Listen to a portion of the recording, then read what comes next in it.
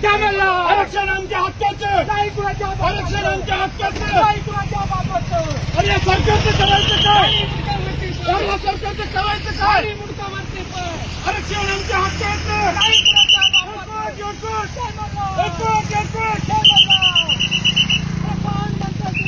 घेतल्याशिवाय राहत नाही, घेतल्याशिवाय राहत नाही, घेतल्याशिवाय राहत नाही.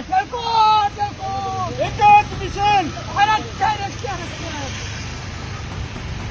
या ठिकाणी आमची जी अनेक वर्षाची अंमलबजावणीची मागणी आहे आणि या ठिकाणी आम्हाला वर्षानुवर्षे या ठिकाणी फसवलं जात आहे. काल देखील मुख्यमंत्र्यांनी आम्हाला सरळ सरळ फसवलंय. त्यांनी एक पत्र देऊन म्हटले, अरे कुठले पत्र देताय? हेच मुख्यमंत्री म्हणले होते की माझा संपूर्ण अभ्यास झालाय, माझा संपूर्ण अभ्यास झालाय म्हणले होते मुख्यमंत्री.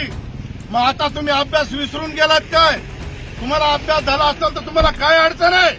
आम्हाला धनगराचं सर्टिफिकेट द्यायची तुमची कोणती अडचण आहे? ज्या घटना दत्त आमचा अधिकार आहे, आम्ही कायद्याचं पालन करणारे माणसं आहेत आणि वेळोवेळी आम्हाला फसवलं जात आहे, वेगवेगळ्या मार्गाने गुमराह केलं जात आहे आणि आमच्या हक्काचं जे आरक्षण आहे ते आम्हाला दिलं जात नाही. वेळोवेळी राजकीय लोकांनी आमच्या या ठिकाणी फसवणूक केली. काल ती झुरळ म्हणते की यांना देता येत नाही.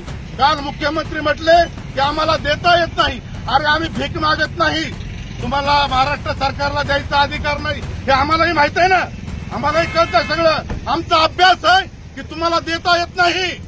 पण तुम्ही कसं काय म्हटलं होतात देतो म्हणून? तुम्ही कसं काय म्हटलं होतात यांना देता येतंय म्हणून?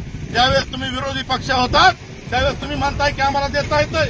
आम्ही पहिल्या कॅबिनेटमध्ये देऊ. अरे किती कॅबिनेटची वाट बघायची?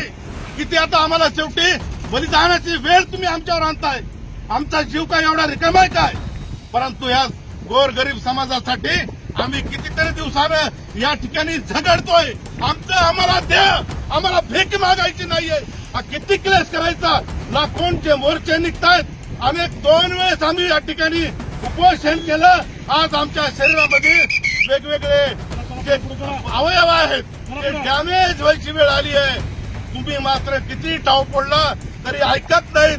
माय बाप सरकार आहे तुम्ही.